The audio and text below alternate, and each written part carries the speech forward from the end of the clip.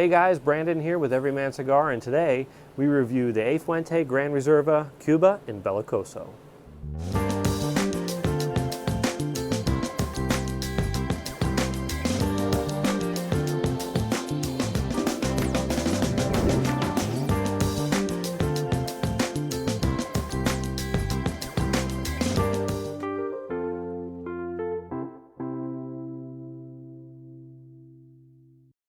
Okay guys, so this is the Fuente Gran Reserva Cuba in Belicoso. That's what it said on the wrapper. So a friend of mine gave this to me about 2 weeks ago, and I've been itching to try it out. Shout out Greg, if you're watching, good choice. So just on general appearance, this cigar comes with a cedar wrap and a black footband. After I took the cedar wrap off, I noticed a small patch and a little bit of bruising on the wrapper, but overall, a pretty attractive cigar. The veins are small to medium, and the seams are tight and barely visible. The wrapper has a slight oil sheen to it, but not much tooth. This is a very attractive cigar, especially with that cedar wrap, and it's dressed to kill. The smells I'm getting off of this are like a deep chocolate and a hint of a barnyard aroma. Not the barnyard manure aroma, and you cigar smokers who smell your cigars ahead of time know exactly what I'm talking about, but a light barnyard flavor. I know manure sounds gross, but that's just what it smells like sometimes. So if you guys watched my last video on the bundle cigar I did, I got this new Zycar cutter in the mail, and we're going to try it again on this torpedo here. Now when I cut a torpedo, I like to cut it at a little bit of an angle. Some people say it helps with the draw, some people say it does absolutely nothing, it's just preference. I don't know, I like to do it, so I'm going to keep doing it. So we'll go ahead and cut this up, light it, and get into the first third.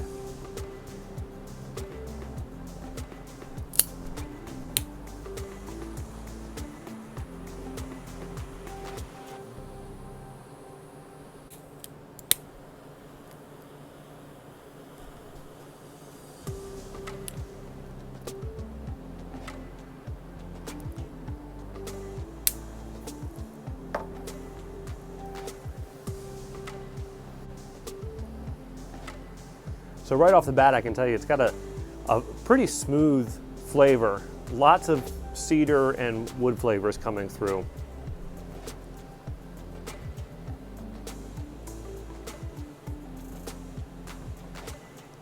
Just a little bit of pepper on the retrohale. Very smooth. We're gonna let this heat up, get into that first third, and I'll be back with you guys to let you know what I think. Okay guys, well into that first third here.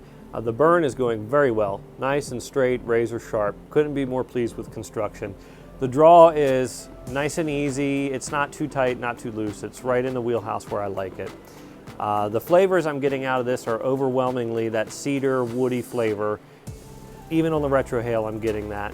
Maybe a little bit of pepper, and in the finish towards the end, maybe a little bit of that chocolate note that we were smelling before light. This cigar has a sun-grown Ecuadorian wrapper. When I first saw this and saw how dark the wrapper was, I thought this was going to be kind of a pepper bomb. But it's actually turned out to be fairly mild and quite enjoyable. So I'm going to keep going here into the second third, and I'll be back with you guys to let you know what I think. Hey guys, something I wanted to point out to you while we're still in this first third going down into the second. A little bit about this cedar wrap that it came in. These definitely are very attractive when it comes to marketing. And it is fine to leave these on, but if you're going to store your cigar and age it, I definitely recommend taking these off, because underneath of that wrapper you can actually grow mold. But if you're storing it in the short term, for instance, this one I just got a couple weeks ago, it's perfectly fine to leave on. And I did want to leave it on so I could show you guys how sexy this cigar is. If you guys watched my last video on the top 5 reasons that I smoke cigars, I showed you guys my cigar journal. Now, I keep a cigar journal because for me, it's an easy way for me to record my thoughts on the different cigars that I've tried so that I know which ones I liked, which ones I didn't like. And I smoke a lot of cigars. So if I'm browsing the internet and I'm looking at cigars and maybe I see one I've tried before, I can refer back to my journal and I can decide whether I enjoyed it or not. In my journal, I like to record each third of the cigar, what flavors I got, and my overall impression. I also rate the cigars on a scale of 100, and that way I can determine which cigars I liked and which ones I'll buy again. I strongly recommend getting a journal and recording your thoughts if you're really getting serious into cigars. Okay guys, just getting into that second third here. And really the only flavor notes that have changed is actually the addition of a little bit of citrus. I'm getting kind of a citrusy flavor on the retrohale and kind of in the finish. Otherwise, most of those same notes are still there. The heavy cedar, woodsy kind of flavor. That slight chocolate I was getting in the finish has gone away and it's been replaced with that citrus note. The burn on this has been flawless. I've not had to do any corrections, and the burns have been razor sharp on this cigar, so very happy with construction as well.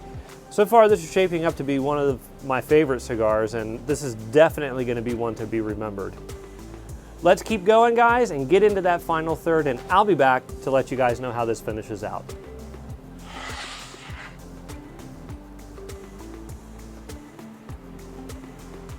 Okay guys, in the final third here, and still a powerhouse when it comes to that cedar.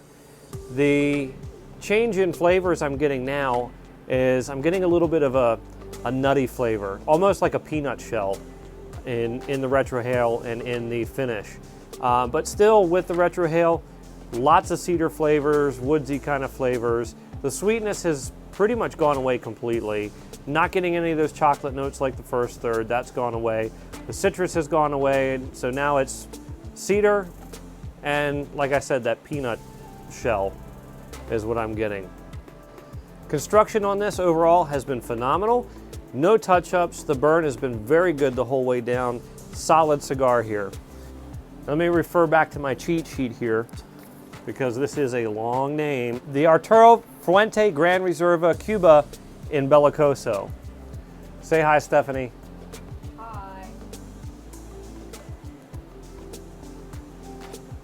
Guys, I hope you liked this video. If you did, hit that like button. Leave me a comment below. And if you haven't done it yet, please subscribe to my channel, Everyman Cigar. We'll see you guys in the next video.